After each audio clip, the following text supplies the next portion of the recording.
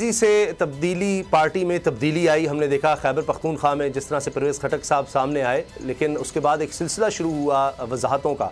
और अब तो परवेज़ खटक साहब के बेटे ने कह दिया है कि जो लिस्ट सामने आई थी उसमें जितने भी लोग थे वो लिस्ट ही गलत है। तो अभी तक नहीं पता कितने लोग हैं कितने नहीं हैं, और परवेज़ खटक साहब इंटरव्यू देते नज़र आ रहे हैं। लेकिन सिद्दीक, एक बात तय है कि ये कोई इस्तेहकाम पाकिस्तान पार्टी से कुछ मुख्तलिफ नहीं हो सका। देखिए, मेरा ख्याल है कि अगर आप इस्तेहकाम पाकिस्तान पार्टी और कल जो पार्टी अनाउंस हुई है, इनमें से अगर आप इनका मुआवजना करें तो इस्तेहकाम पाकिस्तान पार्टी तो बहुत बेहतर है इनसे।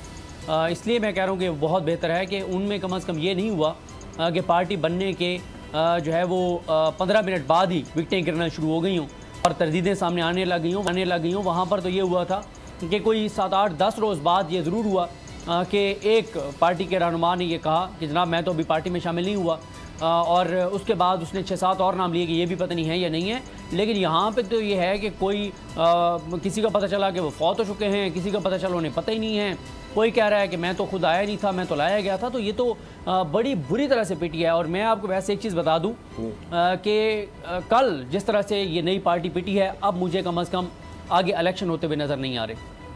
अच्छा, आप समझ रहे हैं कि इलेक्शंस में डिले होगा? अभी निसार खोड़ो साहब हमारे साथ थे ब्रेक से पहले, तो वो तो कह रहे थे कि बस इलेक्शन हो रहे हैं, आप इस पर शुक्र अदा करें कि इलेक्शन हो रहे हैं, वरना इस मुल्क में ये बहुत बड़ी बात है। तहलील हो जैसे भी हो, लेकिन इलेक्शन तो होंगे। वो तो देख रहे थे अपने टाइम पर होंगे। टाइम से मुराद ये नहीं चाहे अक्टूबर या नवंबर।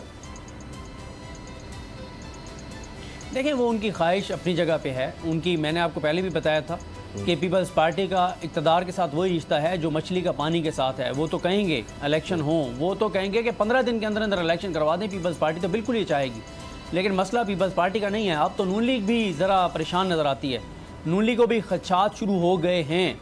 नून लीग को भी लगता है कि गो के नून लीग के अंदर जो जिनको इस बात का इदराक है, जो अवामी इस वक्त जो भी अवाम की में जो भी पॉपुलैरिटी किसकी है क्या है, वो जिनको इस बात का एहसास और इदराक है, वो तो कहते हैं कि अच्छा है कि 1.5 साल इलेक्शन ना हो नून लीग के अंदर।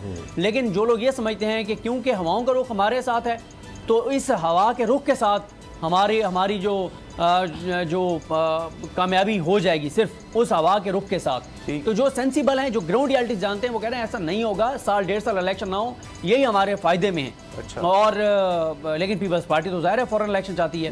लेकिन कल जिस तरह से इनकी परवेज़ खटक साहब की पार्टी पिटी है ना, मुझे अब इलेक्शन होते हुए नजर कम अज कम नहीं आ रहा। अच्छा, हाँ, अगर कोई IMF का की कोई कंडीशन है, उसकी वजह से मजबूरन हमें कराने पड़े, या कोई बैरूनी ऐसा दबाव हो जिसकी वजह से हमें कराने पड़ जाए तो कराने पड़ जाएं। वरना आप ये देखें कि मुझे तो बिल्कुल लग रहा है कि इलेक्शन कमीशन इसमें सामने आएगा और वो कहेगा कि नई मरदमशुमारी क्योंकि हो चुकी है और हमें हल्का बंदियां करनी है। क्योंकि आप पहले भी देखें, मैं एक चीज़ आपको बता सकता हूँ कि जिस दिन सुप्रीम कोर्ट में ये कासिम सूरी साहब की रूलिंग वाला मामला था, तो आप पूछें कोर्ट रूम के अंदर जितने लोग मौजूद थे, वो सब आपको बताएंगे कि इलेक्शन ही अनाउंस होने जा रहे थे। और वो आपको, बल्कि आप बाकी छोड़ें, जो फारूक इनायत साहब हैं, जब वो कोर्ट में दाखिल हो रहे थे तो उन्होंने क्या कहा? उन्होंने कहा मामला इलेक्शन की तरफ जा रहे हैं। मोहम्मद जुबैर साहब ने एक टीवी चैनल पे कहा कि मामला इलेक्शन की तरफ जा रहे हैं। शहबाज और PDM का कोई रहनुमा कोर्ट रूम में मौजूद नहीं था फैसला सुनने के लिए। सबको ही नजर आ रहा था कि इलेक्शन अनाउंस होने जा रहे हैं, कि रूलिंग कल अदम। लेकिन क्योंकि आप असम्बली सदर ने भी तहलील कर दी है, असम्बली तहलील कर दी है, और वो सारी मामला अब जाएं और इलेक्शन में जाएं। लेकिन हुआ क्या था? चीफ इलेक्शन कमिश्नर का वो बयान कि अक्टूबर तक हम इलेक्शन नहीं करवा सकते, ये कब का बयान था? ये अप्रैल में वो कह रहे थे अक्टूबर तक नहीं करवा सकते, अक्टूबर 2021 नहीं सॉरी 22। और उसके बाद इलेक्शन कमीशन ने क्या कहा? इलेक्शन कमीशन ने 8 अक्टूबर की तारीख दी।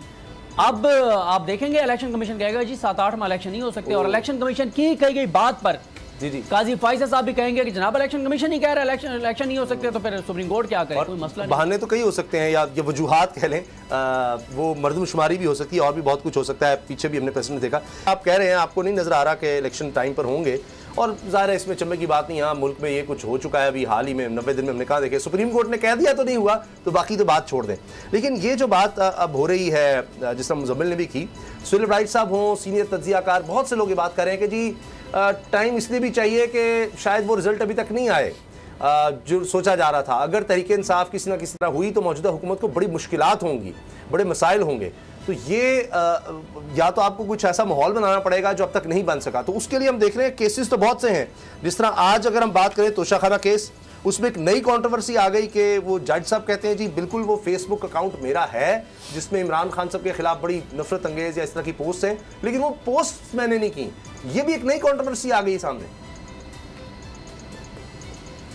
देखिए ये बड़ा एक मसला हो गया है इस्लामाबाद हाई कोर्ट के लिए। अब उन्होंने जब दरख्वास्त सुननी है तो जब जज साहब खुद मान रहे हैं कि उनका फेसबुक अकाउंट है लेकिन पोस्टर की नहीं है, तो फिर ज़ाहिर है इसकी तहकीकात होनी चाहिए।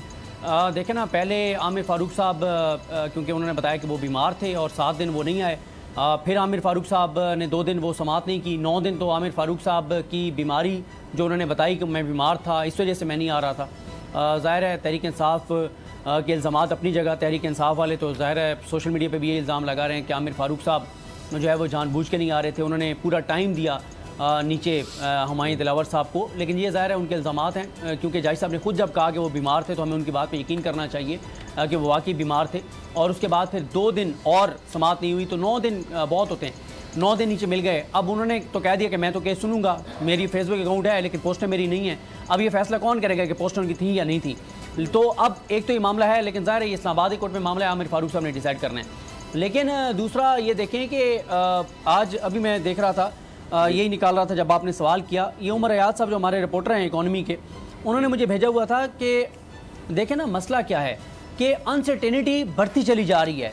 यानी ये जो हम बात कर रहे हैं कि इलेक्शन होंगे नहीं होंगे, इससे आप अंदाज़ा लगाएं ना कि 11 जुलाई को डॉलर का रेट था 278 रुपये और उसके बाद IMF बोर्ड की मंजूरी हो गई, तो हमें ये बताया गया कि अब डॉलर गया जनाब 220 रुपए पे, या वो इसाक डार साहब ने जो कहा था कि 180 रुपए पे ला के छोड़ूंगा डॉलर की ऐसी की तैसी। अगर इसको लाहौर, लाड़काना, कसूर और वो जिस तरह शहबाज शरीफ कहते थे कि आसिफ अली जरदारी को सड़कों पर ना घसीटा तो मेरा नाम शहबाज शरीफ नहीं है, तो इसी तरह से इसाक डार साहब ने कहा कि इस डॉलर को गिरबान से पकड़ के मैंने इस्लामाबाद की सड़कों पर ना घसीटा तो मेरा नाम इसाक डार नहीं है, और इसको मैं 180 पे ना लाया तो मेरा नाम इसाक डार नहीं है।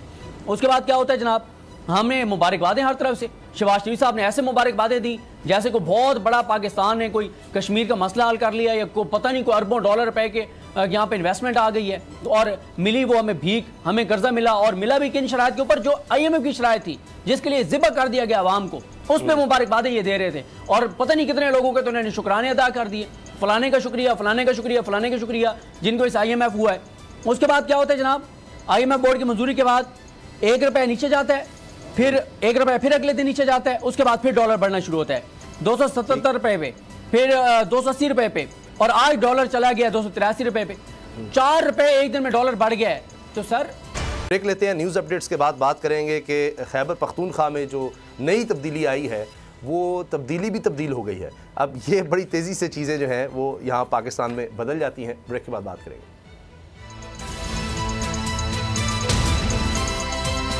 अब पता चला